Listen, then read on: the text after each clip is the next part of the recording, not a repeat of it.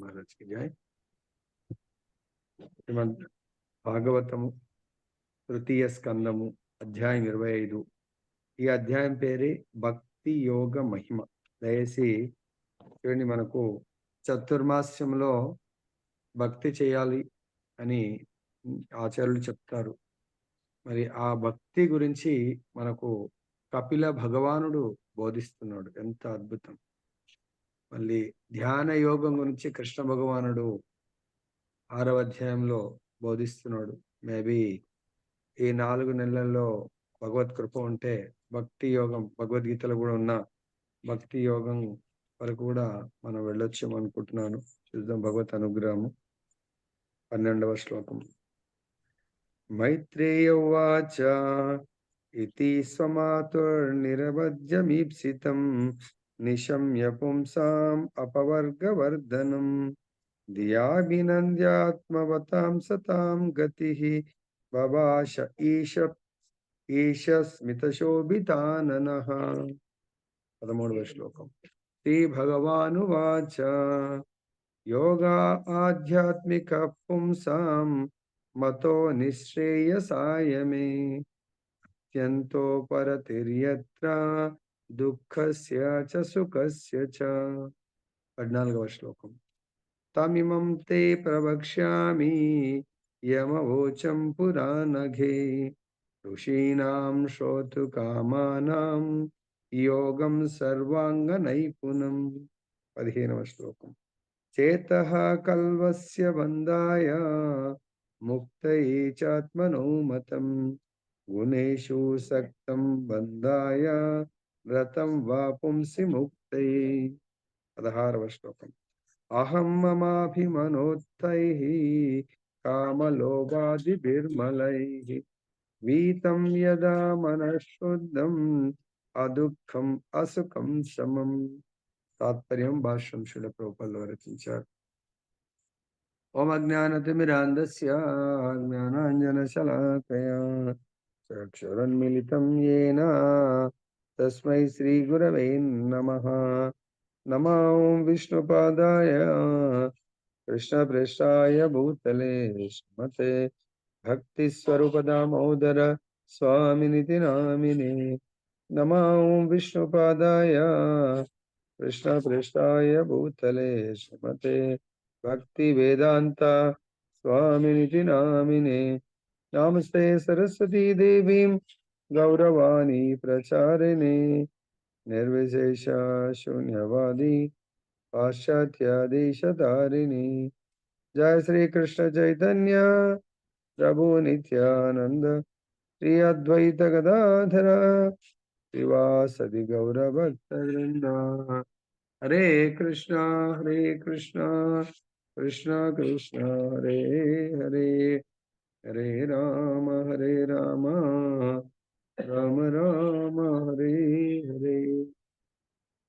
जय बोलो ग्रंथराज श्रीमद् भागवतम की जय. श्री राधा रमण लाल की जय. समावेत भक्त वृंद की जय. वांछा कल्पतरुभ्यश्च कृपा सिंधुभ्येव च पतितानां पावनेभ्यो వైష్ణవేభ్యో నమో నమః. అనంత కోటి వైష్ణవ భక్త బృందకి జయ. ఈరోజు మనము చర్చించబోయే అంశం ఏంటంటే ఆధ్యాత్మిక అనుభూతి కొరకు అతి శ్రేష్టమైన యోగ విధానం గురించి చర్చిద్దాం. సో భగవంతుడు మనకు భగవద్గీతలో రకరకాల యోగాల గురించి చెప్పారు. యోగ విధానం ముఖ్యంగా జ్ఞాన యోగ, ధ్యాన యోగ, ఫైనల్ గా 12th చాప్టర్ లో భక్తి యోగ, తన విభిన్న ప్రకృతుల గురించి చెప్పారు భగవంతుడు. ఈరోజు కపిల భగవానుడు కూడా మనకు అతి శ్రేష్టమైనటువంటి యోగ విధానాన్ని, దాని యొక్క లక్షణాలను, దాని యొక్క అనుసరణ ఎలా చేయాలి అనేది తన తల్లి అయినటువంటి దేవహూతి ద్వారా మనకు బోధిస్తున్నాడు. సో ఇక్కడ ఈ యోగ విధానాన్ని మనం నేర్చుకోవాలంటే మనకు ఆచార్యులు చెప్తున్నారు, అహం అనేది శూన్యం కావాలంట. అహంకారం ఎవరి లోపలైతే ఉంటుందో వాళ్ళు ఈ యోగ విధానాన్ని నేర్చుకోవడం చాలా కష్టతరం. మరి ఈ అహం అనే దాన్ని జ్ఞాన యోగం ద్వారా శూన్యం చేయడం అనేది చాలా డిఫికల్ట్. ఎందుకంటే జ్ఞానులకు ఎంత కష్టపడ్డా కూడా అహంకారం అవ్వదు. ఎందుకంటే వాళ్ళ జ్ఞానము, వాళ్ళ పొజిషను, వాళ్ళ యొక్క తెలివితేటల పైన చాలా జనరల్‌గా అహంకారం ఉంటుంది. దీనికి ఆచార్యులు చెప్తున్నారు. భగవద్గీత 7వ అధ్యాయము 4వ శ్లోకంలో చెప్తున్నారు. దీనికి కారణము, దీన్ని ఎలా మనం అధిగమించొచ్చు? శూన్యం. అహం అనేది అన్‌లెస్ అంటిల్ మన లోపల శూన్యము కాంది, అహంకారం శూన్యం గాంది, మనము ఈ శ్రేష్టమైనటువంటి భక్తి యోగాన్ని మనము నిర్వర్తించలేము సంపూర్ణంగా. నిన్నటి శ్లోకం ప్రకారము మనము సంపూర్ణ శరణాగతి మనం పొందలేము. దాంట్లో 4వ శ్లోకం చెప్తున్నారు. భూమిరాపో నలో వాయు కం మనోబుద్ధిరేవచ అహంకార ఇతీయం మే భిన్న ప్రకృతి అష్టద. సో భగవంతుడు చెప్తున్నాడు, నా యొక్క ఈ ప్రకృతి, మనం చూస్తున్నటువంటి ప్రకృతి, భూమి, జలము, అగ్ని, వాయువు, ఆకాశము, మనస్సు, బుద్ధి మరియు అహంకారం అని ఈ 8 అంశముల సముదాయంతో కూడుకున్నది. ఎందుకు భగవంతుడు ఈ సీక్వెన్స్ లో ఇచ్చారంటే చాలా అద్భుతం అన్నట్టు. మనము లాస్ట్‌కి ఏముంది? అహంకారం. మనం చూస్తున్నటువంటి మన దేహము 2 శరీరాలతో కూడుకొనుంది. ఈ ఈ టైటిల్‌కు దీనికి సంబంధం ఏంటి అని అనుకోవచ్చు. ఆధ్యాత్మిక మార్గంలో మనం పురోభివృద్ధి, ఆధ్యాత్మిక అనుభూతిలో మనము పురోగతి సాధించాలంటే శ్రేష్టమైన అంటే ఉత్తమమైనటువంటి యోగ విధానాన్ని మనం అవలంబించాలి. ఆ ఉత్తమ యోగ విధానానికి మనకు దాన్ని ప్రాక్టీస్ చేయాలంటే we have to have body. మనకు 2 శరీరాలున్నాయి. ఒకటి స్థూల శరీరము. స్థూల శరీరం దేనితో కూడుకునింది? స్థూల శరీరం దేనితో తయారు చేయబడుతుంది? పంచభూతాలతోని గురూజీ. పంచభూతాలు. దాంట్లో మొదటిది భూమి, రెండవది జలము. ఇక్కడ ఆచార్యులు చెప్తున్నారు, భూమి కంటే సూక్ష్మమైంది జలము, జలము కంటే సూక్ష్మమైంది అగ్ని, అగ్ని కంటే సూక్ష్మమైంది వాయువు, వాయువు కంటే సూక్ష్మమైంది ఆకాశము. ఈ 5టితో కూడుకున్నది మన స్థూల శరీరం. తర్వాత సూక్ష్మ శరీరం దేంతోని? ఈ ఆకాశము కంటే సూక్ష్మమైంది మనస్సు, మనస్సు కంటే సూక్ష్మమైంది బుద్ధి, ఇవన్నిటికంటే సూక్ష్మమైంది అహంకారము. మనం చూడ్డానికి చాలా బ్రహ్మాండంగా కనబడతాం. కానీ లోపల మన అహంకారం అనేది చాలా పవర్‌ఫుల్ ఉంటుంది. ఎవ్వరైనా గాని భగవంతుడి ముందు, గురువుగారి ముందు ఇలా గురువుగారు అని శరణాగతి లాగా యాక్టింగ్ చేసి నటిస్తాం. కానీ అది రియాలిటీ ఎప్పుడొస్తుంది? మన లోపల అహంకారము పెద్ద జీరో అయినప్పుడు శరణాగతి అనేది రియాలిటీ అంటే నిజంగా కనబడుతుంది. లేదంటే it will be like acting లాగా అయిపోతుంది. సో మరి ఇవన్నిటిని దాటుకుంటూ పోవాలమ్మ. అదే నుంచే జ్ఞానము పొందాలన్నా కూడా అహంకారం అనేది అజ్ఞానము. దీనికి చెప్తున్నారు, మొన్న నితాయ్ కూడా చెప్పిండు, దైన్య స్థితి. అది నిజమైనటువంటి భక్తి యోగంలో భక్తి యోగికి ఉండవలసినటువంటి లక్షణం. దైన్య స్థితి అంటే దీన స్థితి. చైతన్య మహాప్రభు దీని గురించే చెప్తారు. ఎవరైతే ఈ ఆధ్యాత్మిక మార్గంలో పురోగతి సాధించాలనుకుంటారో వాళ్ళు చాలా వెరీ వెరీ ఇంపార్టెంట్ శ్లోక. త్రినాదపి సునీచేన తరోరివ సహిష్ణున అమానిన మానదేన కీర్తనీయ సదా హరి. దయచేసి ఇది మనందరికి కూడా చాలా కష్టంగా ఉంది. వినేటప్పుడు బాగానే ఉంది, ఫ్రెండ్లీగా మాట్లాడేటప్పుడు బాగుంది. ఏదన్నా మనకు అంటే గుర్తుపెట్టుకోండి, మనస్సు ఇవన్నిటికి ఒకదాంతో సూక్ష్మం. నా మనస్సు కొన్నింటి ఫ్రేమ్ చేసుకుంటుంది అన్నట్టు. వీటిని ఎవరైనా డిస్టర్బ్ చేస్తే, ఎవరైనా కానీ who ever he may be, suppose నేను వైఫ్, పిల్లలు, సో నేను అనుకున్న విధానానికి వాళ్ళు ఏదైనా డిస్టర్బ్ చేశారు అనుకోండి, నా మనసు ఇంకా అంగీకరించదు. వాళ్ళని హేట్ చేయడం ప్రారంభిస్తుంది అన్నట్టు. ఎందుకు? సో మనసు కంటే సూక్ష్మ బుద్ధి, వీటన్నిటికీ బాస్ అహంకారము. ఎప్పటి వరకైతే మన లోపల అహంకారము శూన్యం అవుతుందో అప్పటి వరకు మనం భక్తిలో ప్రయాణం చేయలేం. మరి ఈ భక్తిలో ప్రయాణం చేయాలంటే దైన్యత, దీనస్థితి మనకు రావాలి. అమానినా మానదేన అనేది వచ్చినప్పుడే మనం ఈ అతి శ్రేష్టమైనటువంటి భక్తి యోగాన్ని మనం ప్రాక్టీస్ చేయగలుగుతాం. ఇంకా మనం ఇంకా ప్రారంభించామా లేదా నాకు తెలీదు. ఏదో మనం మెకానికల్‌గా చేస్తా ఉన్నాం. కానీ నిజంగా చేయాలంటే ఆ స్థితికి రావాలి. దానికి కొన్ని లక్షణాలు మనకు చెప్తున్నారు. కపిల భగవానుడి ద్వారా మనం ఈ చాప్టర్ అంతా కూడా భక్తి యోగ మహిమ ఎలా ఉంటదనేది మనం చూద్దాం. మైత్రేయుడు పలికెను. ఇది మైత్రేయుడు, విదురుడి మధ్య సంభాషణ. ఎవరి గురించి? కపిల భగవానుడు దేవహూతి యొక్క బోధనల గురించి మైత్రేయుడు విదురుడికి బోధిస్తున్నాడు. దాని ద్వారా మనం ఆ బోధనలు వింటాం. ఆధ్యాత్మిక అనుభూతి ఎడ తన తల్లి యొక్క విశుద్ధమగు కోరికను వినిన పిమ్మట భగవానుడు ఆ ప్రశ్నలకు ఆమెను మనసులోనే ప్రశంసించెను. సో, నిజంగా తల్లి కొడుకుల మధ్య, తండ్రి కొడుకుల మధ్య, ఎవరి మధ్య అన్నా కూడా ఇలాంటి రిలేషన్ ఉండాలి. సో, భగవంతుడి గురించి చర్చ జరగాల. భగవంతుడి యొక్క తత్వం గురించి, భగవద్భక్తి గురించి, తన ఆహ్, తనకు భగవంతుడితో ఉన్నటువంటి సంబంధం గురించి, తన ఈ యొక్క మానవ జన్మ ఉద్ధరణ గురించి ప్రశ్నలడగాలి. దానివల్ల నిజంగా హస్బెండ్ గాని, అంటే భక్తుడైన హస్బెండ్ గాని, భక్తుడైన తండ్రి అయినా, భక్తుడైన కొడుకైనా, సపోజ్ కొడుకుని కూడా తండ్రి అడిగిండనుకోండి భగవద్భక్తి గురించి, ఆ కొడుకు చాలా ప్రసన్నమవుతాడు. సో, కొడుకులు తండ్రిని భగవంతుడి గురించి ఏదైనా అడిగి తెలుసుకున్నారనుకోండి, ఆ ప్రశ్నకు భగవన్ భగవంతుడి యొక్క భక్తుడైనటువంటి తండ్రి సో, చాలా ఆనందపడుతా ఉంటాడు. లోపల మనసులో తన తల్లి యొక్క కోరికను ప్రశంసించాను. అదే నేటి తల్లులు కొడుకులని ఏవేవో కోరికలు కోరుతాం. నాకిది కావాలి, అది కావాలి, అది కావాలి. అదే భార్యలు భర్తలను ఎన్నో రకాలుగా భౌతిక కోరికలు కోరుతా ఉంటారు.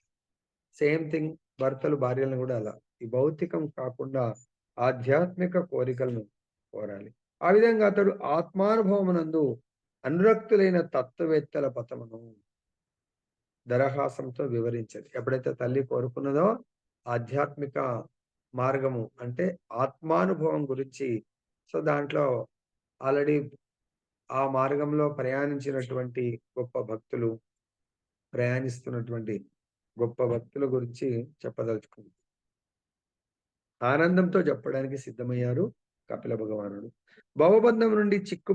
భవబంధమున చిక్కుబడితినని తన పాప నివేదనము చేసుకున్న దేవహూతి దాని నుండి విడుదల వాంఛను సైతము తెలిపింది.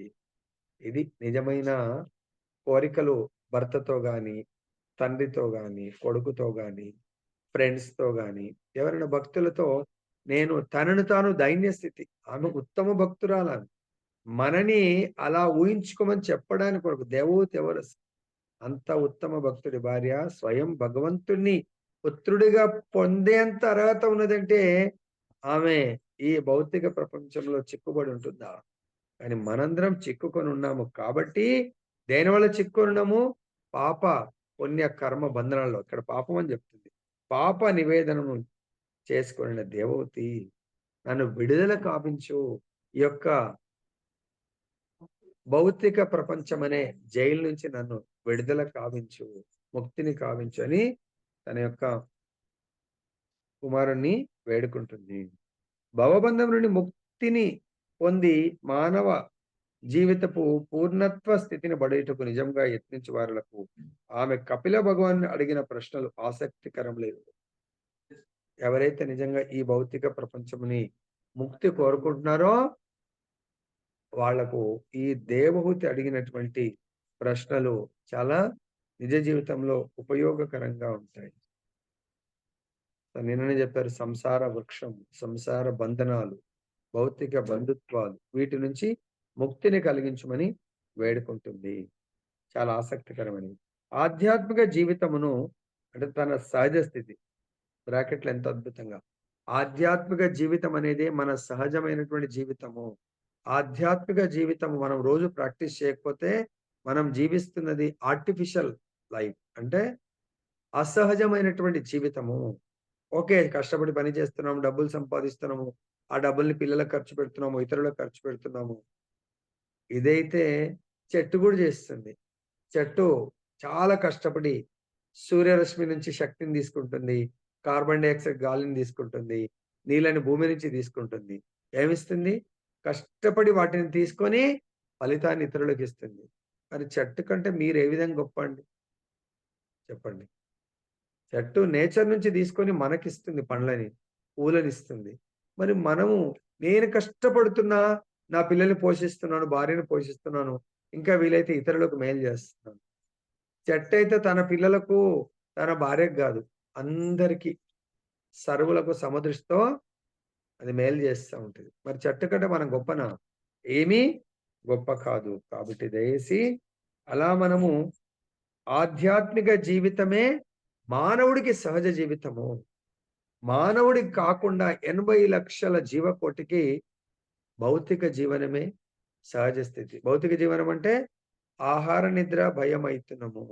ఈ 4టితో జీవించడమే భౌతిక జీవితము. సో, మనము ధర్మాన్ని పాటిస్తూ జీవించడము సహజమైనటువంటి జీవితము మానవుల కొరకు. ఆ! ఆధ్యాత్మిక జీవితంలో అవగాహన చేసుకొనుటయందు అభిరుచి లేనిచో ఎవరికైతే పొద్దున పూట ప్రభుజీ నేను చాలా బిజీ ఉంటా. వాకింగ్ వెళ్తా, యోగా చేస్తా, అది చేస్తా, ఇది చేస్తా. ఇంకా పిల్లల గురించి చెప్తారు. ఏదో చెప్తా ఉంటారు. అంటే ఆధ్యాత్మిక జీవితం అంటే భగవంతుడి గురించి భాగవతము, భగవంతుడి యొక్క నామరూప గుణ లీలల శ్రవణ కీర్తన గురించి ఎవరికైతే రుచి ఉండదో, అభిరుచి లేదో, తర్వాత భౌతిక అస్తిత్వమునందు అసౌకర్యంగా నున్న భావన కలగనిచో మానవ జన్మ వృధా అయినట్లే. 2 చెప్తున్నారు. భగవంతుడి పట్ల అభిరుచి, భౌతిక పట్ల అనాసక్తి. రుచి దాన్నేమంటారు? రుచికి అపోజిట్ ఏంటి? రుచి టేస్ట్‌కు లేకపోవడం అరుచి. అరుచి అనొచ్చా? అనొచ్చు గురూజీ. పదం ఉంటదా? అరుచి అనేది? ఉంటది. ఏం అరుచి ఉందా లేదా? రుచి ఉంటది గురూజీ. లేకుండా. కరెక్ట్. రుచులు ఓకే. సరే. రుచి లేకపోవడం టేస్ట్‌లెస్ వాటెవర్. అంటే భగవంతుడి కథామృతం పట్ల, భగవంతుడి పట్ల, భగవంతుడి భక్తియుక్త సేవ పట్ల మనకు ఆ! ఆసక్తి ఉండాలా? భౌతికం పట్ల ఆ! అనాసక్తి. ఈ 2 ఎప్పుడైతే ఉంటాయో అది నిజమైన మానవ జన్మ యొక్క, మానవ జీవితం యొక్క లక్షణం నిజమైన. లేదంటే ఈ 2 రివర్స్ అయినాయనుకోండి. భౌతికం పట్ల ఆసక్తి, భగవంతుడి పట్ల అనాసక్తి. అంటే ఆధ్యాత్మికం పట్ల అనాసక్తి. మన జీవితము వృధా అయినట్లే అని భగవంతుడు చెప్తున్నారు. గుర్తుపెట్టుకోండి. మరి మీరందరూ గూడా చాలా గొప్పవారు. ఎంతో శ్రద్ధ కలిగిన వారు. పూర్వజన్మ మీరు ఆల్రెడీ భక్తి చేసిన వాళ్ళు. భక్తి చేయకుంటే నిన్న గూడా మనకు భగవద్గీత శ్లోకంలో వచ్చింది. హరినామం చెయ్యాలన్నా, హరికథ వినాలన్నా, హరిభక్తుల సాంగత్యం తీసుకోవాలన్నా గూడా పూర్వ జన్మ యొక్క సుకృతి వల్లనే అది సాధ్యమవుతుంది గానీ, మనం ఈ జన్మలో ఏదో నేను చేస్తున్నా అనేది ఇంపాసిబుల్. భగవంతుడు చెప్పిండు. నేను చెప్పలేదు. సో, కాబట్టి గుర్తుపెట్టుకోండి. దీన్ని ఇలానే ఈ ఈ యొక్క ఆసక్తిని పెంచుకోండి. నెక్స్ట్ జీవితపు ఈ ఆధ్యాత్మిక అవసరమును పట్టించుకొనక కేవలం జంతువు వలె ఆహారము, నిద్ర, భయము, మైథునముల యందు నెలకొనిన వాడు జీవితమును వ్యర్థము కావించిన వాడగును. సో, కాబట్టి దయచేసి ఆహార, నిద్ర, భయం అయితే అవసరము. అవి కేవలము భగవంతుడి యొక్క భక్తియుక్త సేవ కొరకు ఉపయోగపడే విధంగా చేసుకోండి. నిద్ర అవసరం. నిద్ర లేకుండా హెల్త్ పాడవుతుంది. సో, కాబట్టి నిద్ర మినిమమ్ 5-6 అవర్స్ ప్లాన్ చేసుకోండి. అర్లీగా పడుకోండి, అర్లీగా లేవండి. లేవడం 4 గంటలకు, పడుకోవడం 12 అయితే ఆరోగ్యం పాడవుతుంది. దయచేసి అలా ఆరోగ్యం పాడు చేసుకొని భక్తి చేసుకోకండి. ఆరోగ్యం కూడా కాపాడుకోవాలి. ఎందుకంటే ఈ శరీరం బాలేకపోతే భక్తి చేయలేం. కాబట్టి శరీరాన్ని కాపాడుకుంటూ శరీరానికి మంచి ప్రసాదం ఇవ్వండి. అప్రసాదం ఇవ్వకండి. ఓకే. తన జనని అడిగిన ప్రశ్నలచే కపిల భగవానుడు మిగుల సంతృప్తి చెందెను. ఏలైనా వాటి సమాధానములు భవబంధము నుండి ముక్తిని పడేటకు మనుజుని కోరికను ప్రోత్సహించినవై ఉన్నవి. అటువంటి ప్రశ్నలే అపవర్గ వర్ధనం అని పిలువను. నిజంగా ఆధ్యాత్మిక అభిరుచి కలిగిన వారు సత్ భక్తులని పిలువబడతారు. ఇక్కడ భక్తులకు కూడా ఎవరిని భక్తులని పిలవాలి అంటే ఆధ్యాత్మిక అనుభూతి, ఆధ్యాత్మిక మార్గంలో ప్రయాణం చేయాలని రుచి ఉండాలి, అభిరుచి ఉండాలి. అటువంటి వాళ్ళనే భక్తులు అంటారు. మనకు భగవంతుని ప్రేమని పొందే మార్గం, భగవంతుడి ప్రేమని పొందే మార్గములో హైయెస్ట్ స్టేజ్ ప్రేమ. బిగినింగ్ స్టేజ్ వచ్చి శ్రద్ధ. దేని పట్ల? ఆధ్యాత్మిక అభిరుచి పట్ల శ్రద్ధ. నెక్స్ట్ స్టెప్ సాధు సంఘం. 3వ స్టెప్ భజన క్రియ. 4వ స్టెప్ అనర్థ నివృత్తి. 5వ స్టెప్ మెల్లమెల్లగా మనం ముందుకెళ్తాం నిష్ఠ. 6వ మెట్టు అభిరుచి, రుచి, ఆధ్యాత్మికత పట్ల, భగవంతుడి పట్ల చూసారు రుచి స్టేజ్. తర్వాత 7వ స్టెప్ ఆసక్తి. 8వ స్టెప్ భావ. 9వ స్టెప్ ప్రేమ. ఈ విధంగా మనందరం కూడా మానవులు సత్ శాశ్వత స్థితిని కలిగి ఉన్నారు. మనము ఆత్మస్వరూపులం. ఆత్మ శాశ్వత స్థితిని కలిగి ఉంది, కానీ అశాశ్వతము తాత్కాలిక స్థితిని కలిగి లేదు. సత్ అనగా శాశ్వతముగా నెలకొని ఉండును, అసత్ అనగా శాశ్వతము కానిది అని భావము. ఆధ్యాత్మిక స్థాయిలో నెలకొననిదే మనుజుడు సత్ కాజాలడు. అతడు అసత్ అనబడును. అసత్ అయిన వాడు అశాశ్వత స్థితిలో నిలిచి ఉండును, కానీ ఆధ్యాత్మిక స్థాయి యందు నిలిచిన వాడు శాశ్వతముగా నిలిచి ఉండును. శుద్ధాత్మగా ప్రతి ఒక్కరూ శాశ్వతంగా నిలిచి ఉండరు, కానీ అసత్ అయిన వాడు భౌతిక జగమునే తన ఆశ్రయంగా స్వీకరించినందున దుఃఖపూర్ణుడై ఉండును. అసద్గ్రహాన్ అనాత్మను భోగించవలనడి మిథ్యాభావన కలిగిన విశుద్ధాత్మ యొక్క అసంగతమైన స్థితి అనున్నది ఆత్మ అసత్ అగుటకు కారణము. నిజమునకు ఆత్మ అసత్ కానే కాదు. ఈ సత్యమును ఎరిగినంతనే మనుజుడు కృష్ణ భక్తి భావనను చేపట్టి సత్ కాగలడు. ముక్తిని అభిలషించు వారులకు సతాంగతి శాశ్వతులైన వారి పతము మిగుల ప్రియమైనది అయి ఉండును. కపిల భగవానుడు ఆ పతమును గురిచే పలుకుటకు ఆరంభించారు. దయచేసి మనము శాశ్వతులము అంటే సత్ కి సంబంధించిన వాళ్ళము. మనని ఈ శరీరము అసత్తుగా మారుస్తుంది. కాబట్టి మనకు కూడా కొంతమంది ఎక్కడ తెలియని ప్లేస్కి వెళ్ళినప్పుడు ఇవాళ రేపు చాలా మోసాలు జరుగుతూ ఉంది. షాపింగ్లో మోసం జరుగుతుంది, లేకుంటే ఏదైనా ఇప్పుడు ఎడ్యుకేషన్ సిస్టంలో కూడా చాలా మిస్గైడ్ చేస్తూ ఉంటారు. సో కాబట్టి ఈ దేహము మనని తప్పుదో పట్టిస్తూ ఉంటుంది. ఎందుకు? కారణం ఈ దేహము అసత్, ఆత్మ సత్. ఈ దేహము మనని తప్పుదోవ ఎందుకు పట్టిస్తుంది? మన దేహమే మనని తప్పుదోవ పట్టిస్తుంది. ఎందుకు? ఎలాగంటే అసంపూర్ణం అంటే భగవంతుడు ఈ ఇంద్రియాలను ఇచ్చింది ఆయన సేవ కొరకు. ఓకే, ఇది మన శరీరం సపరేటు, మనం సపరేట్. లైక్ ఎట్లయితే మనం కారులో కూర్చుంటాం, కారు వేరు మనం వేరు కదా. సో మనం కారు అవుతామా? అరే అక్కడ ఉన్నారు ఫలానోళ్ళు కారు అని చెప్పేసి అంటారా? కారు లోపల ఉన్నారు అంటారు. కానీ మనము ఈ దేహంనే గుర్తించి నేనే దేహంగా జీవిస్తా ఉన్నాం. మీరు ఎక్కడున్నారంటే నేను కనబడుతున్నాను కదండి అంటారు. We are not this body.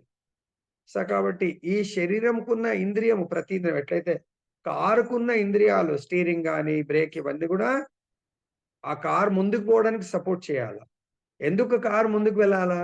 ఆ కారు యొక్క యజమాని ఎక్కడ వెళ్ళాలనుకుంటున్నాడో ఆ కారు అక్కడ తీసుకెళ్ళాల. కాబట్టి మనము అనే ఈ దేహం యొక్క యజమాని ఎక్కడ వెళ్ళాలనుకుంటున్నాము? ఈ దేహాన్ని ఇచ్చినటువంటి we are not real owner of this body. This body owner, ఈ యొక్క శరీరం యొక్క ఓనర్ భగవంతుడు. ఈ పంచభూతాలను వీటన్నిటికీ ఓనర్ ఎవరు? భగవంతుడు. మరి ఆ భగవంతుడు లైక్ ఎట్లయితే మనకు కూడా కొన్నిసార్లు ఫారిన్ వెళ్తా ఉంటారు కొంతమంది. మన క్లోజ్ ఫ్రెండ్ గాని, రిలేటివ్స్, "సరే ఈ కార్‌ని మీరు వాడుకోండి. మళ్ళీ వట్టిగా మా ఇంట్లో గ్యారేజ్‌లో పెడితే పాడైపోతదంటారు." సరే అని చెప్పేసి కార్‌ని మనం దాంట్లో ఫ్యూయల్ పోసి వాడుకుంటా ఉంటాం. అదే విధంగా భగవంతుడు సో, ఇంకా కొంతమంది ఏం చేస్తారంటే, "సరే అండి నేను అది లోన్‌లో తీసుకున్నాను. ఇంక అమ్మేయడం ఎందుకు? మీరు కార్‌ని వాడుకోండి. నాకెక్కువ ప్రాఫిట్ వద్దు. నా లోన్ కట్టండి" అంటారు. ఏమంటారు స్వాతి మాతాజీ? భగవంతుడు మనకిచ్చాడు. ఈ దేహంతో నువ్వు లేకుంటే లోన్ కట్టకపోతే కారు తీసుకొని పోతారు. అదే ఆయన చెప్పెళ్ళింది. కారు లాక్కొని పోతారు అని. కాబట్టి ఈ దేహం భగవంతుడు మనకిచ్చాడు. ఈ దేహంతో లోన్ భగవంతుడికి ఈ దేహంతో ఏది చేసినా భగవంతుడికి అర్పించి మళ్ళీ తీసుకో నువ్వే. మిగతా ప్రాఫిట్ అంతా తీసుకో. దీనివల్ల ఆ కారు లోన్ ముట్టిపోయే వరకు, తీరిపోయే వరకు కష్టపడి సంపాదించి నీకు ప్రాఫిట్ వస్తదో లాసో ఏమన్నా చెయ్యు. తక్కువొచ్చినా పర్వాలేదు. కానీ కారు ఈఎంఐ మాత్రం కట్టు. లేకుంటే కారు లాక్కో. కొంచెం ఎక్కువ కష్టపడి కారుకి ఈఎంఐ కడతాడు. అదేవిధంగా ఈ కారు మన దేహం అనే వెహికల్ భగవంతుడు మనకిచ్చాడు. ఎందుకిచ్చాడు తెలుసా? దీన్ని టెంపరరీగా ఇది వాడుకొని ఇంకా నువ్వు మళ్ళీ లోన్ కట్టాల్సిన అవసరం లేకుండా శాశ్వతమైనటువంటి దేహాన్ని భగవంతుడు ప్రసాదించడానికి కొరకు ఈ దేహం ఇచ్చాడు. అదే పశు జన్మ, పక్షి జన్మల్లో అవకాశం లేదింక. వాళ్ళు జస్ట్ దాని తర్వాత ప్రమోట్ అవ్వటమే. శాశ్వత దేహం పొందే మహద్భాగ్యము 80,00,000 జీవకోటిలలో లేదు. 80,00,000 జీవకోటి ఎవరెవరు? జలజ నవలక్షాని, స్థావర లక్ష వింశతి, క్రిమయో రుద్ర లక్షాని, పక్షినాం దశలక్షణం, త్రింశలక్షాని పశవః. చేపలు అంటే నీల జలచరాలు 9,00,000. తర్వాత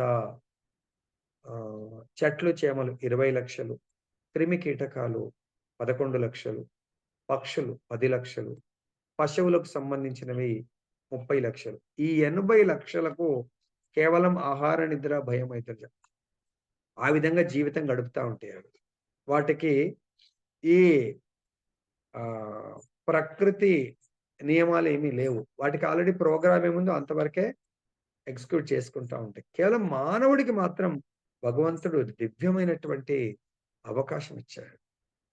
మీరు అర్థం చేసుకున్నా, చేసుకోకున్నా దివ్య శరీరాన్ని, దివ్య లోకాన్ని భగవంతుడు ప్రసాదించాలి అని అనుకుంటున్నాడు. ఎవరైతే ఈ విషయాన్ని తెలుసుకోకుండా జీవిస్తారో వాళ్ళు అసత్. దేహాత్మ బుద్ధితో జీవించడము అనేది అసత్. తాత్కాలిక జీవితము, తాత్కాలిక సుఖము. ఈ తాత్కాలిక సుఖముతో పాటు ఇమ్మీడియేట్‌గా మనకు మనని పట్టి పీడించేటువంటి దుఃఖం గూడా మనతో పాటే ఎట్లయితే మనతో పాటు మన నీడ ట్రావెల్ చేస్తా ఉంటది. మనము రాత్రిపూట ఇలా వెళ్తుంటే చంద్రమా చందమామ మనతోటే ట్రావెల్ చేస్తున్నట్టు అనిపిస్తా ఉంటది. సో, కాబట్టి మన ఈ భౌతిక సుఖంతో పాటు మనకు కష్టము, బాధలు మనతో పాటు ట్రావెల్ చేస్తూ ఉంటాయి. నెక్స్ట్ శ్లోకంలో చూద్దాం. కపిల భగవానుడు అద్భుతంగా ఎలా భౌతిక సుఖంతో పాటు దుఃఖం ఉంటుంది. ఆధ్యాత్మిక సుఖంతో పాటు దుఃఖము 0 అనేది. భగవానుడు ఈ విధంగా సమాధానం ఒసగెను. భగవానుడికి జీవనకు సంబంధించినది ఉండి, జీవుని చరమ లాభమునకై ఉద్దేశింపబడినదియు, భౌతిక జగమునందు సుఖ దుఃఖముల ఎడ విరాగమును కలిగించినది అగు యోగమే అతి శ్రేష్టమైన యోగం. ఈరోజు మనకు సారాంశం ఏంటి? ఆధ్యాత్మిక అనుభూతి కొరకు అతి శ్రేష్టమైన యోగం ఏంటంటే దానికి కండిషన్స్ భగవంతుడికి, జీవుడికి సంబంధించినది. మన ఇద్దరికి సంబంధం ఏంటి? ఈ ప్రపంచంలో ప్రతి ఒక్కరి మధ్య సంబంధం, భార్యాభర్తల మధ్య సంబంధం ఏంటండి? ఏముంటది? సేవతోనే సంబంధం. ఇక్కడ మనకు భగవంతుడికి కూడా మధ్య సేవతో సంబంధం. కానీ భౌతికంగా ప్రతి ఒక్కరు యజమాని కావాలనుకుంటారు. అది మనకు దుఃఖాలనిస్తుంది. అదే మనకు ఈ దేహం యొక్క ప్రాబ్లం ఏంటంటే 4 దోషాలతో కూడుకుంటుంది. ప్లస్ త్రిగుణాలతో కూడుకొని ఉంటుంది. ఆ త్రిగుణాలు మనని ఎప్పుడు కూడా నువ్వే యజమానివి. నువ్వు వేరే వాళ్ళకి ఎందుకు దాసుడివి అని జీవిస్తున్నావు అని మనల్ని ప్రేరేపింపజేసేదే అహంకారము. కాబట్టి మనందరం ఇప్పుడు చదువుకుంటున్నాం. జ్ఞానాన్ని పొందడానికి క్లాస్ అటెండ్ చేస్తుంటాం. దయచేసి అహంకారాన్ని తొలగించుకోండి. అహం ఆకారం. అహంకారం అంటే ఏంటి? అహం ఆకారం. నువ్వు కనబడుతున్నటువంటి ఈ దేహము నువ్వు కాదు. కనబడనటువంటి ఆత్మవు నువ్వు. ఆత్మ ఈ ఆకారం కాదు. అది సచ్చిదానంద ఆకారం. ఈ శరీరాన్ని ఈ వెహికల్‌లోంచి దిగిపోయే లోపల ఆ సూక్ష్మ ఆత్మకు దివ్యమైనటువంటి ఆకారంతో కూడుకున్నటువంటి శరీరాన్ని పొందడానికి ప్రయత్నం చేయండి. అర్థమైంది. స ఒక క్యాబ్ డ్రైవర్ ఉన్నాడు. ఎప్పటికీ వాడు రెంటెడ్ కార్‌లో నడుపుకుంటూ జీవితం కొనసాగించాలనుకోడు. ఎందుకు? రెంటెడ్ కార్‌లో మాక్సిమం కష్టపడేది వీడు. ఓనర్ సుఖపడతాడు. ఓనర్‌కి ఎక్కువ ప్రాఫిట్ ఇస్తా ఉంటాడు. అదే వాడు 1 ఇయర్, 2 ఇయర్స్, 3 ఇయర్స్ లోపల ఆ కష్టంతో తను ఒక కారు కొనుక్కొని, ఆ ఓనర్‌కు కట్టే ప్లేస్‌ల తనే కారు కొనుక్కొని ఈఎంఐ కట్టిండనుకోండి. ఈ 3 సంవత్సరాలు, 4 సంవత్సరాలు ఓనర్ దగ్గర 5 సంవత్సరాలు డబ్బులు కడతా ఉంటే ఎప్పటికైనా కారు ఓనర్‌కే అవుతుంది. సపోజ్ ఎవరన్నా ఓనరు మనకు కార్ లోన్ తీసిచ్చి, "నాన్న నీకు లోన్ తీసిస్తాను. నువ్వు డ్రైవర్‌గా పని చెయ్యి. దానికంటే నువ్వే కార్ లోన్ నీకు ఎలిజిబిలిటీ ఉంది. లోన్ నువ్వు తీసుకుంటే నీ స్వేచ్ఛగా జీవించొచ్చు. ఆయనకిచ్చే రెంట్ నువ్వు ఈఎంఐ కట్టుకుంటే కారు నీ సొంతం అయిపోతుంది." కాబట్టి దయచేసి గుర్తుపెట్టుకోండి. మనం కొంతకాలము బ్యాంక్‌కు ఎట్లయితే రుణగ్రస్తుడిలాగా ఉంటామో, మనం భగవంతుడికి ఈ దేహం ఇచ్చిన భగవంతుడికి రుణగ్రస్తుడిలాగా సేవ చేసినట్టయితే, భగవంతుడు తన లోకంలో శాశ్వతమైనటువంటి దేహాన్ని ఇవ్వడానికి సిద్ధంగా ఉన్నారు. అది సంపాదించడమే. జీవుని చరమ లాభం ఏంటంటే, ఈ భౌతిక జగమునందు సుఖ దుఃఖాల పట్ల మనము అనాసక్తి, విరాగము అంటే వైరాగము కలిగించేటువంటి భక్తే యోగమే అతి శ్రేష్టమైన యోగం. వైరాగ్యం రావాలంటే జ్ఞానం, భగవంతుడి యొక్క ప్రాపర్ జ్ఞానం వల్ల వైరాగ్యం వస్తుంది. దీన్ని తప్పుగా అర్థం చేసుకోకండి వేరే వాళ్ళు. "ఏందబ్బా మీ గురువుగారు నేనేమి ఇంట్లోంచి ఎళ్ళిపోమనట్లేదు. ఇంట్లోనే ఉండండి, సుఖంగా ఉండండి, అందరిని ప్రేమించండి. భగవంతుని ప్రేమించిన వాడు అందరిని ప్రేమిస్తాడు. భగవంతుని ద్వేషించిన వాడు ప్రతి ఒక్కరి పట్ల ద్వేష దృష్టితో ఉంటాడు." అర్థమైందా? కాకపోతే ప్రతి ఒక్కరి పట్ల భౌతిక ఆసక్తి పెంచుకోకండి. మనము ప్రతి ఒక్కరిని ఏదైనా సేవ చేస్తే గూడా వితౌట్ ఎనీ ఎక్స్‌పెక్టేషన్ పిల్లలకు గూడా జేయండి. వాళ్ళ నుంచి ఎక్స్‌పెక్టేషన్ మీరేదో క్వెషన్ అడిగారు. ప్రభుజీ వాళ్ళు ఇప్పుడు నేను మా పిల్లలకి ఇప్పుడే చెప్తున్నా, "నాన్న మీరు సెటిల్ అయిన క్షణమే మీరు పర్మిషన్ ఇస్తే నేను ఆనందంగా నేనెళ్తాను" అని జెప్తున్నాను. మీరేమో పిల్లలు వదిలిపెట్టిర్రండి వాళ్ళందరూ బాధతో నాకేం బాధ లేదు. ఎందుకు నేను ప్రిపేర్ అవుతున్నా కాబట్టి. నేను 50 దాటాను గాబట్టి, ఈ యొక్క సంసార బంధనాల నుంచి హ్యాపీగా, సంతోషంగా భగవంతుడి యొక్క తపస్సు జేయడాని కొరకు. బంధనాలు లేకపోతే ఏముంది? ఓ 2 పూటలు ఏదో కొంచెం చపాతీ, ఏదో ఒక పూటైనా 2 కొంచెం ప్రసాదం ఇది పెద్ద ఇల్లు గూడా అవసరం లేదు. చిన్న ఒక రూము ఏదన్నా ఆశ్రమంలాగా చిన్న రూమ్ ఉంటే చాలు. భగవంతుని సేవ జేసుకొని, ఈ యొక్క చరమ జీవితాన్ని చరమ లక్ష్యం కొరకు గడపడానికి కొరకు ఎందుకండి? వాళ్ళ జీవితం వాళ్ళు లీడ్ జేయరు. వాడు బ్రహ్మచారి అవుతాడా? సన్యాసి అవుతాడా? Let him live. Let him ఆయన యొక్క లక్ష్యాన్ని పొందడంలో ఇప్పుడు కాలేజ్‌కెళ్ళిపోయారు. మరి కాలేజ్‌కెళ్ళొద్దు నాన్న మిమ్మల్ని చూసుకుంటూ ఇలానే ఉండాలంటే, కాలేజ్‌కైతే పంపిస్తున్నాం. అలానే ఆయన జీవిత లక్ష్యాన్ని సాధించడానికి లెట్ హిమ్ గో. ఆయనొచ్చిండు ఆయన జీవితాన్ని ఉద్ధరించుకోవడానికి. నేనొచ్చిన నా జీవితాన్ని ఉద్ధరించాలి. నన్ను కన్నటువంటి తల్లిదండ్రులు వాళ్ళ జీవితం ఉద్ధరించుకోవడానికొచ్చారు. వాళ్ళు ఆల్రెడీ వెళ్ళిపోయారు. మరి నన్ను వదిలిపెట్టి వెళ్ళిపోయారు గదా వాళ్ళు. నాకు చాలా ప్రేమ ఉండే. ఆయన వదిలిపెట్టి వెళ్ళిపోయారు. సో, కాబట్టి మనం ఇక్కడ ఉన్నప్పుడే స్వతహాగా మనము ఫ్యామిలీకి దూరంగా భగవంతుడికి వాళ్ళు సెటిల్ జేయాలి. అట్లని వదిలిపెట్టి వెళ్ళమనట్లేదు. సో, భౌతికంగా దూరంగా ఉండండి. ఆధ్యాత్మికంగా దగ్గరుండు. ఫ్యామిలీలో ఉంటూ ఆధ్యాత్మికంగా దగ్గరుండడం అంటే ప్రేమతో ఉంటాం. భౌతికంగా దగ్గరుంటే ప్రతీదీ ఎక్స్‌పెక్టేషన్ గొడవలతో ప్రారంభమవుతుంది జీవితం. నేనిచ్చేసాను మీరు నాకేం జేయలేదు అనేది ఎక్స్‌పెక్టేషన్‌తో అన్ని మిస్‌అండర్‌స్టాండింగ్స్ ఈవెన్ భక్తుల మధ్య, ఫ్యామిలీ మధ్య, ఫ్రెండ్స్ మధ్య గూడా ఈ మిస్‌అండర్‌స్టాండింగ్ ఇవన్నీ రావడానికి భౌతికమే.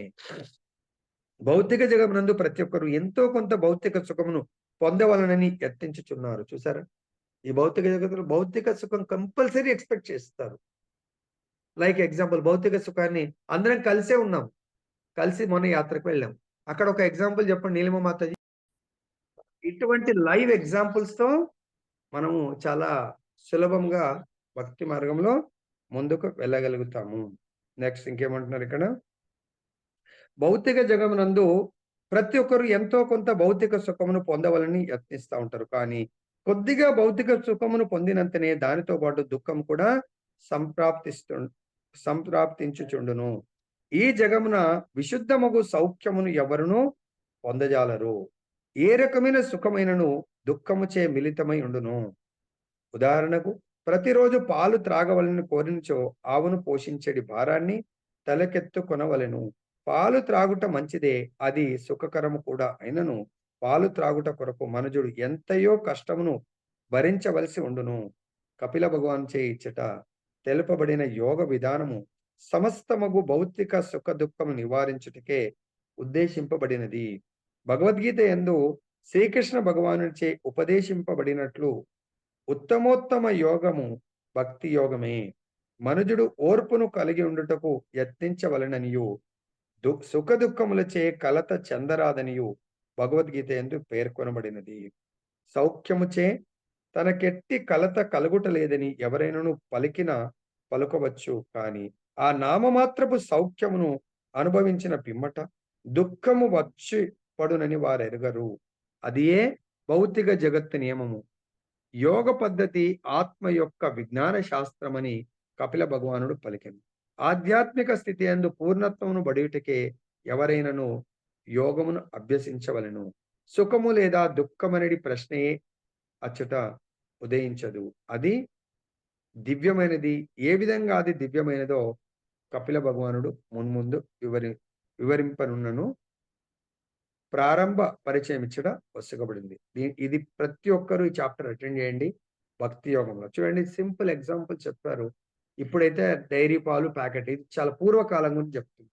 పూర్వకాలం ఇలా ప్యాకెట్ పాలు లేనప్పుడు ఆవు పాలు ప్యూర్లీ, నాకు ఆవు పాలు కావాలి అనుకుంటే నేను ఆవును పెంచుకోవాలి.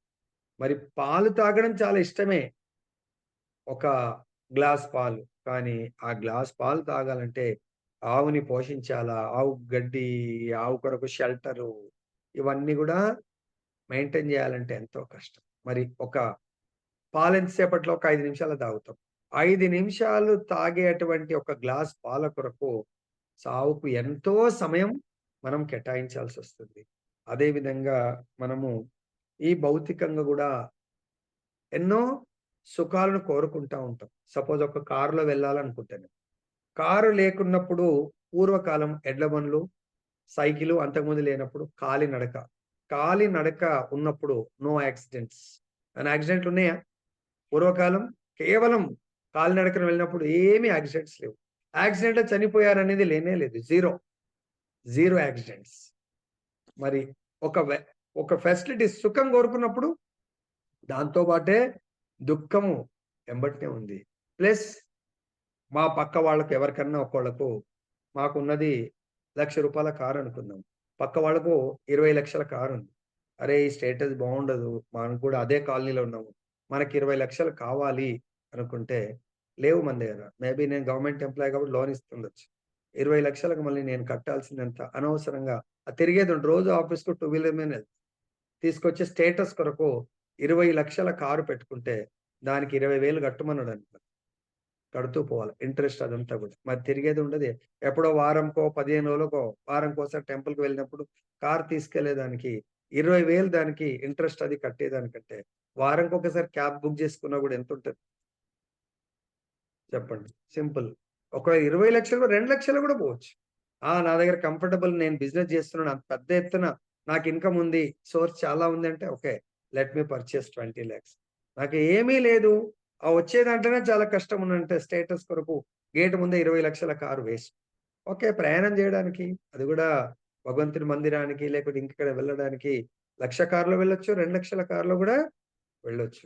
ఆ భౌతిక సుఖము నాకు దుఃఖాన్ని ఇస్తుంది, అది గుర్తుపెట్టుకోండి అని చెప్తున్నాను. నెక్స్ట్, ఓ పరమ పుణ్య జనని, పూర్వము ఋషులకు వివరింపబడిన పురాతన యోగ విధానం నేను ఇప్పుడు నీకు వివరించను. అది అన్ని విధములా ఉపయుక్తమైనది మరియు ఆచరణ యోగ్యమైనది. భాష్యము. భగవానుడు ఏనాడును క్రొత్త యోగ విధానము తయారు చేయబోడు. ఎవరో అవతార పురుషుడు తయారయ్యాడని, పరతత్వానికి క్రొత్త అవగాహన తెలుపుతున్నాడని పలుకుట సర్వసాధారణ విషయమే. కానీ ఇచ్చట మనము గాంచిన దేమనగా కపిలముని సాక్షాత్తుగా భగవానుడే అయినను తన తల్లి కొరకై క్రొత్త సిద్ధాంతమును తయారు చేయగల సముద్రుడే అయినను పూర్వం ఒకసారి మహర్షులకు వివరించిన పురాతన విధానము నేనిప్పుడు వివరింతును. వారును దానిని వినుటకు మిగుల కుతూహలురై ఉండిరి అని పలికెను. ఉత్తమోత్తమైన పరమ శ్రేష్టమగు విధానము వేద వాంగ్మయమున ఇదివరకే లభ్యమై ఉన్నప్పుడు అమాయక జనులను మోసగించుటకు కొత్త విధానమును కల్పింపనవసరం లేదు. కానీ ప్రామాణిక విధానమును త్రోసిపుచ్చి కొత్తగా కనిపెట్టబడిన యోగ విధానం పేరిట ఏదో బూటకమైన దానిని ప్రతిపాదించుట ప్రస్తుత కాలమందు మోజుగా తయారైంది. సో ఇది కలియుగంలో మోసాల యుగం, కలహాల యుగం, వేషాల యుగం. కలియుగంలో ప్రతి ఒక్కడు ఇందాక శరీరము 4 దోషాలతో కూడుకున్న దాంట్లో మోసం చేయటము చాలా ఎక్కువ ప్రభావాన్ని చూపిస్తూ ఉంటారు. ప్రతి ఒక్కరు బిజినెస్ లో కానీ ప్రతి దగ్గర కూడా నోరు విప్పితే అబద్ధాలు ఆడుతూ ఉంటారు.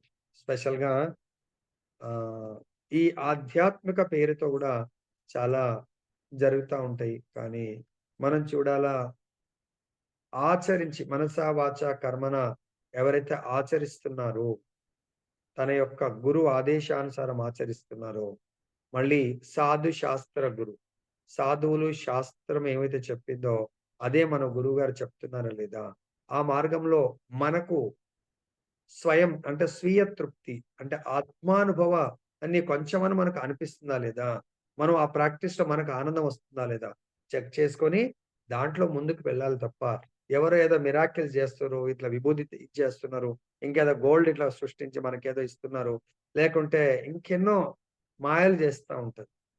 దాని వల్ల మనకు ఎటువంటి లాభము జరగదు. మనకు కేవలము ఈ యోగ విధానం అనేది ఈవెన్ భగవద్గీతనే ఉంది. భగవద్గీత ఎప్పటి నుంచి వచ్చింది? 5,000 సంవత్సరాల 10,000 సంవత్సరాల కిందటి నుంచా భగవద్గీత ఉన్నది? మొట్టమొదట భగవద్గీత భగవంతుడు ఎవరికి చెప్పాడు? బోధించాలని చెప్పాడు. అదేవిధంగా ఇక్కడ కూడా తన తల్లికి ఇది అనాది నుంచి వస్తున్నటువంటి యోగ విధానం గురించి నేను చెప్పదలుచుకున్నాను. తన తల్లిని ఉద్ధరించడానికి భగవంతుడు సర్వసమర్థుడు, ఏమైనా చేయగలుగుతాడు. యశోదమాతకు మొత్తం బ్రహ్మాండాన్ని చూపించాడు భగవంతుడు. సో వాళ్ళకు అర్జునుడికి విశ్వరూపం చూపించాడు, ద్విభుజ శ్యామసుందర రూపాన్ని చూపించాడు. సో మరి భగవంతుడు ఏది చేయడానికైనా సర్వ సమర్థుడు. సో కాబట్టి తన కొరకు చాలా ఈజీగా వేరే ఇంకా కొత్త మార్గాన్ని కూడా క్రియేట్ చేయొచ్చు. కానీ చేయకుండా ఏదైతే వైదిక సాంప్రదాయం ప్రకారం ఏదైతే ఆల్రెడీ పురాతన నుంచి వస్తుందో అదే జ్ఞానాన్ని నీకు బోధిస్తాను. మరి వేరే వాళ్ళు ఎవరన్నా తనను తాను భగవంతుడిగా చెప్పుకొని తనను తాను భగవంతుడిగా సృష్టించుకొని కొన్ని మాయలు చేస్తూ భక్తి యోగంలో ఏముంది, భగవద్గీతలో ఏముందో అది చెప్పకుండా వాళ్ళు లోయర్ కొందరు మానవ సేవే ఇదే చేస్తే సరిపోతుందని చెప్తా ఉంటారు. ఇంకెన్నో ఇప్పుడు వేరే ఏదో యోగ విధానం వీలో కొత్తగా తయారు చేస్తారు. ఇది చేయని మీకు దీని మీద ధ్యాస పెట్టండి, దాని మీద ధ్యాస పెట్టండి అంటారు. యోగా మనకు 6th చాప్టర్లో యోగాలు ఏముంది? భగవంతుడు 6th చాప్టర్లో 6.47లో భగవంతుడు ఏం చెప్తున్నాడు? ఏది ఉత్తమమైన యోగ విధానం అని చెప్తున్నాడు? చెప్పండి. 6.47 ఎవరైనా చదవండి. ఇంకొరకు యోగ సాధన. మనం కూడా భక్తి యోగ సాధనకు ఒక ఫీల్డ్ ట్రైనింగ్ మనం ఏర్పాటు చేశాం. ఈ 4 నెలల ఫీల్డ్ ట్రైనింగ్. మరి ఎవరైతే ఆ ఫీల్డ్ ట్రైనింగ్ లో ఫెయిల్ అయిపోయి ఇంకా నా వల్ల కాదు అంటే వాళ్ళకు జాబ్ కూడా రిస్క్ ఉంటుంది, ఇవ్వలేదు. ఫీల్డ్ ట్రైనింగ్ కాదు అని చెప్పేసి మొత్తం లీవ్ పెట్టేస్తే లీవ్ ఇవ్వరు. జాబ్ ఓకే, నీకు జాబ్ కష్టం అండి, నువ్వు వేరే చూసుకో అంటారు. మనం కూడా ఈ చతుర్మాస 4 నెలల ఫీల్డ్ ట్రైనింగ్ అని చెప్పారు. 4 నెలల్లో ఫీల్డ్ ట్రైనింగ్ లో ఇంకా వాళ్ళు ఏం చెప్తారు వినటమే. ఎక్కడ పోస్టింగ్ చేస్తే అక్కడ ఆ పని చేయాలి. బాగా మార్కులు తెచ్చుకుంటే నెక్స్ట్ పర్మనెంట్ పోస్ట్ కొన్నిసార్లు అక్కడే రావచ్చు, లేదంటే కొన్నిసార్లు పర్మనెంట్ పోస్ట్ వేరే దగ్గర ఇవ్వచ్చు అని. ఇక్కడేమో అంత తపస్సు చేయమంటలేడు. 4 నెలలు మంగళారతి అటెండ్ చేస్తురా లేదా, మంగళారతి చేస్తుందా లేదా, 16 మాలలు తపస్సే. ఇది ఫీల్డ్ ట్రైనింగ్ అనుకోని చెయ్యండి. భగవద్గీత భాగవతం అటెండ్ చేస్తురా లేదా, ఆ ఫీల్డ్ ట్రైనింగ్ రిపోర్ట్ ఇవ్వాలి. మనం కూడా మనకు ప్రతిరోజు ఉన్నాను అనేది అది రిపోర్ట్ ఇవ్వడానికి మరి చాలా మంది పాప ఇవ్వలేకపోయారు. వాళ్ళకు అవేర్నెస్ లేకనా, లేని వాళ్ళు పాపం ఆ గ్రూప్ లీడర్ల కన్నా మీ వాళ్ళకి చెప్పండి. ఫీల్డ్ ట్రైనింగ్ కొరకంట గురువుగారు చెప్పారు. దీనికి మార్క్స్ ఉన్నాయి 4 నెలల తర్వాత. ఆల్రెడీ 1 నెల తర్వాతనే ఒక టూర్ ఏదో తీస్తామని చెప్పినాం. పట్టించుకోవట్లేదు ఎవరు కూడా. కొంతమంది ఏదో శ్రద్ధ ఉన్నోళ్ళు. మిగతా వాళ్ళు చేసినా మరి దాంట్లో రాయట్లేదా తెలియదు. సో, కాబట్టి మనకు ఆఫీసర్స్‌కి అందరికి గూడా అంటే మీకు అందరికీ లైవ్ ఎగ్జాంపుల్ చెప్తున్నాను. వేరే దగ్గర ఎట్లుందో తెలీదు. మా బీఎస్ఎన్ఎల్‌లో సెల్ఫ్ అప్రైజల్. మీరేం చేస్తారో దాన్ని ఏమంటారు ప్రభుజీ? ఏదో స్కోర్ కార్డా? మన దగ్గర ఎవ్రీ క్వార్టర్‌లీ ముందు ఇయర్‌లో నుండి ఇప్పుడు క్వార్టర్‌లీ పెట్టిండ్రు. ఏదో ఎవ్రీ డే ఇయాల లాస్ట్ డేట్ ఉంది. మీరు పంపియండి అని చెప్పేసి. ఆ! ఏమంటారు ఐపీఎంఎస్ కృష్ణ ప్రభుజీ దాన్ని? IPMS individual performance monitoring IPMS individual correct. మరి పంపించారా మనోళ్ళందరూ? మాకైతే ఇయర్‌లీ ఒక్కసారి ఉంది. అవునవును. మరి ఇవ్వకపోతే ఏమైతది? ఏమైనా అవుతదా? స్కోర్ పర్ఫార్మెన్స్ 0 అవుతాయి కదా మనము వాళ్ళది అవును. పర్ఫార్మెన్స్ 0 అయితే నాకు సాలరీ ఇవ్వరా? ఇవ్వడికని అంటే సాలరీ ప్రాబ్లం కాకపోవచ్చు. బట్ ఫర్దర్ వాటికి మళ్ళీ అప్రైజల్ చేస్తారు కదా, అంటే మళ్ళీ రివ్యూ దాని చేసినప్పుడు యాక్షన్ ఎప్పుడైనా ఉంటది కదా! నీకేముంటది ఇంక దాని మీద? అది కూడా డిపార్ట్‌మెంట్ యొక్క ఇన్‌స్ట్రక్షన్సే అంటే నువ్వు పని చేస్తలేనట్టే కదా! నీ పర్ఫార్మెన్స్ 0 ఉంటే ఏమున్నట్టు ప్రభుజీ? అంటే ఇవన్నీ మళ్ళీ ఆపాలి. మళ్ళీ ఫైనల్ గా మన ఇయర్ పర్ఫార్మెన్స్ లో రికార్డ్ అవుతుంది. ఇయర్ కూడా ఇవ్వలేను నేను. అప్పుడు ఏమవుతది నెక్స్ట్ ఇయర్ కొరకు? రోజొచ్చి ఉట్టిగా కూర్చుండిపోయి నువ్వు సాలరీ తీసుకుంటున్నట్టు కిందకే కౌంట్ అయితది కదా అఫీషియల్‌గా రిటర్న్‌లో అయితే. మీరు ఇవ్వకపోతే. ఆ! ఇవ్వకపోతే కాబట్టి ఇక్కడ కూడా గురువుగారు ఏమంటంటే మీ పర్ఫార్మెన్స్ ఇవ్వండి భగవంతుడికి. నివేదించడం భగవంతుడికి. అక్కడ మన డిపార్ట్‌మెంట్‌కి వెళ్తే ఇక్కడ భగవంతుడికి నివేదించడం జరుగుతుంది. ఇవ్వండి అని చెప్పేసి కోరుతున్నాం. నెక్స్ట్ మన చైతన్యం ముక్త చైతన్యంలో ఉండండి. భగవత్ చైతన్యంలో ఉండండి. భగవత్ చైతన్యం ఉన్నప్పుడు ఫుల్ కాన్షియస్‌గా ఉంటాం. ఎటువంటి తప్పులు చేయము. ఎటువంటి మోసాలు చేయము. ఎవరికి అన్యాయం చేయము. పాపాలు చేయకుండా మనల్ని మనం రక్షించుకోగలుగుతాం. అందరినీ సమదృష్టితో చూసే అవకాశం ఉంటుంది. ముక్త చైతన్యంలో, బద్ధ చైతన్యంలో నా అండ్ పరాయ అనేది వచ్చే అవకాశం ఉంటుంది. నెక్స్ట్ కృష్ణ భక్తి రస భావన మరియు మాయా చైతన్యము నడుమ గొప్ప వ్యత్యాసము కలదు. మాయా చైతన్యము గుణేషు త్రిగుణములను కూడికొండును.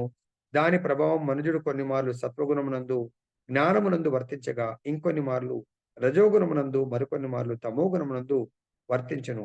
భౌతిక భోగముతో ముడివడి ఉండేది ఆ వివిధ కర్మలే మనుజుని బద్ధ జీవనమును కారణము కాని అదే చైతన్యము పూర్ణ పురుషోత్తముడగు భగవానుడి వైపునకు మళ్ళినప్పుడు అనగా కృష్ణ భక్తి రసభావితుడైనప్పుడు మనుజుడు ముక్తి పథంపై నిలిచిన వాడగును. దయచేసి చాలా అద్భుతంగా కపిల భగవాన్ వివరిస్తున్నాడు. మన ప్రతి కార్యాన్ని యత్కరోసి యజ్జుహోసి యదశ్నాసి. సో మనం ఏది చేసినా కూడా ఇది భగవంతుడి ప్రీతికరమైందా, భగవంతుడికి ప్రీతికరం కానిదా? గురువుగారు శాస్త్రం ప్రకారం చెప్పినట్టుగా నేను యాక్షన్‌లో ఉన్నానా లేదా అనేది ఎవరికి వాళ్ళు చెక్ చేసుకొని దాని కొరకే చెక్ చేసుకోవడమే కాకుండా సబ్మిట్ చేయమని చెప్తున్నాం. 16 మాలలు చేశామా లేదా? చేస్తే ఎప్పుడు చేశాం? భగవద్గీత అటెండ్ చేశామా లేదా? తెలిసిపోతుంది అన్నట్టు. అర్థమైందా? మా స్వప్న మాతాజీ నిన్న పెట్టిర్రు మంచిగా హానెస్ట్‌గా. ఓన్లీ 16 మాలలు చేశారు. No Bhagavatam, no Bhagavad Gita. తర్వాత ఇంకోటి ఏదో పెట్టినాం. 3 కదా మనం పెట్టింది. నో మంగళారతి. కారణం ఏంటి? హరే కృష్ణ గురుజీ. దండత్పణం గురుజీ. చెప్పండి మాతాజీ. హరే కృష్ణ. వినబడుతుంది మాతాజీ చెప్పండి. నేను నాది అనడి మిథ్యా తాదాత్మ్యము నుండి పుట్టెడు కామ లోభ మలినములు పూర్తిగా శుద్ధిపడినప్పుడు మనుజుని మనస్సు పవిత్రము కాగలదు. అటువంటి నిర్మల స్థితి అందే అతడు నామమాత్రపు సుఖ దుఃఖ స్థితిని దాటగలడు. దయచేసి ఇప్పటికైనా కొంచెం మెచ్యూరిటీ తెచ్చుకోండి తపస్య కొరకు. అందరు చాలా మంది తప్పులు చేస్తూనే ఉన్నారు. అర్థమైందా? మనం వెళ్తుంది తపస్య కొరకు. యాత్రలు వెళ్తుంది తపస్య కొరకు. అందరు కలిసినప్పుడు భగవంతుడి భక్తి చేస్తుంది తపస్య కొరకు. కానీ మళ్ళీ అక్కడ కూడా మీరు మీ యొక్క మనస్సుకు బుద్ధిని కంట్రోల్ చేయండి. మిథ్యా తాదాత్మ్యాన్ని పుట్టెడు కామలోభ మలినములు పూర్తిగా శుద్ధిపడినప్పుడు మాత్రమే మనుజుడి మనస్సు పవిత్రమవుతుంది. అటువంటి స్థితిలోనే మనము నిర్మల స్థితి అంది అతడు నామమాత్రపు సుఖ దుఃఖ స్థితిని దాటగలుగుతాడు. మన మానసిక స్థితి అంతే. అర్థమైందా? కొన్నిసార్లు మనకు వామిటింగ్ వచ్చినట్టు అనిపిస్తుంది, రాదు. వస్తుంది ప్రభు అని విండో దగ్గర కూర్చుంటాం, రానే రాదు. అది జస్ట్ అది దాన్ని ఏమంటారు, ఫీలింగ్, వామిటింగ్ ఫీలింగ్. వామిటింగ్ రాదు, సెన్సేషన్ ఏమంటారు, రాదు. ఇది కూడా అంతే, సుఖాన్ని అనుభవించాలా. వాట్ సుఖ, టెల్మి. దాన్ని మనం త్యజించడానికి ప్రయత్నం చేయాలి. రోజు రాత్రి పడుకుంటున్నాం, పొద్దున్న లేవాలా. సుఖం అనేది 6, 7, 8 గంటలు సుఖపడితే ఆ సుఖాన్ని కోరుకునే లైఫ్ వస్తుంది మళ్ళీ మనకు. కామము లోభము అనునవే భౌతిక అస్తిత్వపు లక్షణములు. ప్రతి ఒక్కరు ఏదో ఒకదాని కలిగి ఉండవాలని కోరుదురు. కామ లోభములు దేహాత్మ భావనమునందు మిథ్యా తాదాత్మ్య ఫలములని ఇచ్చడి తెలుపబడింది. ఈ కల్మషం నుండి మనుజుడు విడుదలను పొందినప్పుడు అతని మనస్సు మరియు చైతన్యము కూడా విడుదల పొంది తమ పూర్వపు స్థితి అందు నెలకొనగలవు. మనస్సు, చైతన్యము, జీవుడు అనే అంశములు ఎల్లప్పుడూ నిలిచి ఉండును. ఎప్పుడు మనము జీవుని గురించి పలికినను అది మనస్సు మరియు చైతన్యమును గూర్చి కూడా అయ్యుండును. మనస్సును, చైతన్యమును శుద్ధిపరిచినప్పుడే ముక్త జీవనం ఆరంభమవును. అవి శుద్ధి పడినప్పుడు మనుజుడు భౌతిక సుఖ దుఃఖములకు పరుడు కాగలడు. కాబట్టి దయచేసి మన మనస్సుని పవిత్రం చేయండి. పవిత్ర నామం ద్వారా, హరినామ సంకీర్తన ద్వారా, హరి కథామృతం ద్వారా, హరి భక్తుల సేవ ద్వారా.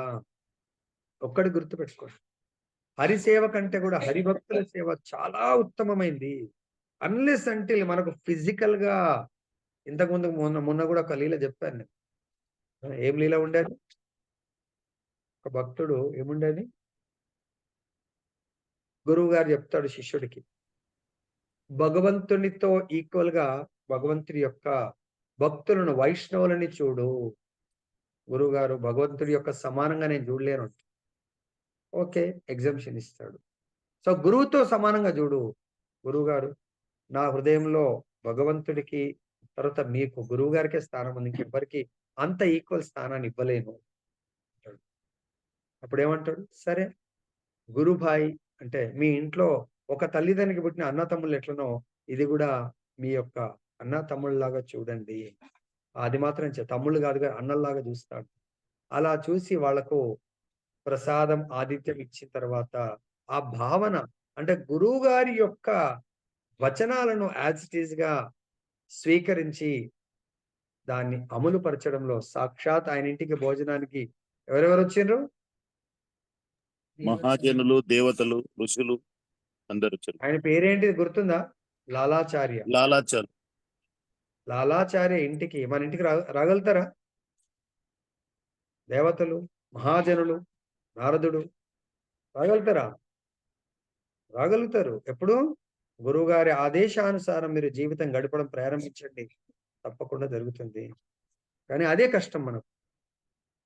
తరువాత పూర్ణమైనటువంటి యోగ విధానం మనుజుడు భౌతిక సుఖ దుఃఖ స్థితిని తరించినట్లుగా చేయును. అది ఆది యందు కపిల భగవాను పలికెను.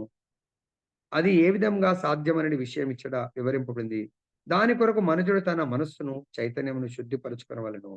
అది భక్తి యోగం ద్వారా సిద్ధింపగలదు.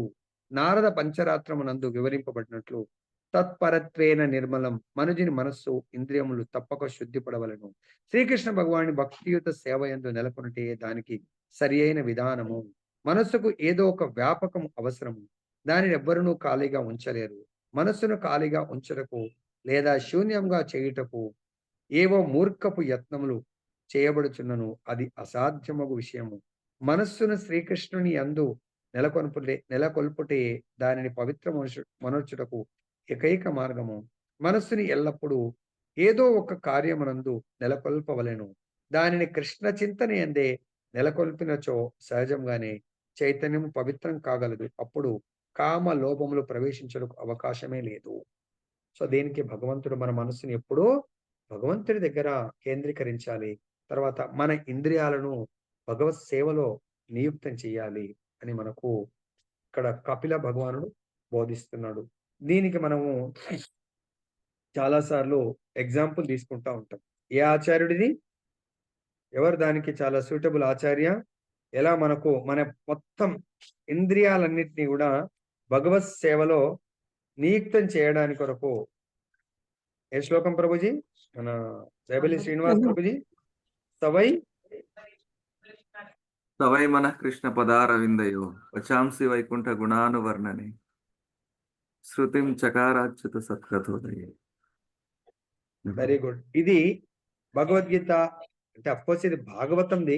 మొన్నని ఈ మధ్యన మనం చదువుకున్నాము. శ్రీమద్ భాగవతం 9వ స్కందము 4వ అధ్యాయము 18 నుంచి 20 శ్లోకాలు. అది అందరి దగ్గర లేకపోవచ్చు. భగవద్గీత ఒకవేళ ఉంటే ఎవరన్నా దాంట్లో నేను భాష్యంలో టిక్కులు పెట్టించాను. 9 మనకు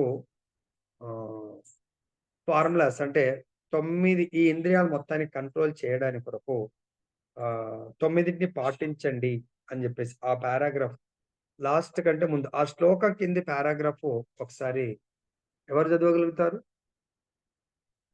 మన ఇంద్రియాలను, మన మనస్సుని, మన ఇంద్రియాలను కంట్రోల్ చేసే విధానమే అతి శ్రేష్టమైన యోగ విధానం. ఇది ఎక్కడుంది? భక్తి యోగంలో మాత్రమే చాలా సులభంగా మన మనస్సుని, ఇంద్రియాలను నియంత్రిస్తూ మనము భగవంతుడి యొక్క భక్తియుక్త సేవ చేస్తూ ఈ మానవ జన్మ చరమ లక్ష్యమైనటువంటి భగవత్ సేవ, భగవత్ ప్రాప్తిని మనము భగవంతుని పొందగలుగుతాము. జయ బలో గ్రంథరాజ్ శ్రీమద్ భాగవతం की जय. श्री राधारमन लाल की जय. जगन्नाथ बलदेव सुभद्रा महारानी की जय. गौर निताय भगवान की जय. जगत गुरु श्रील प्रभुपाद की जय. श्री श्रीपाद गुरु महाराज की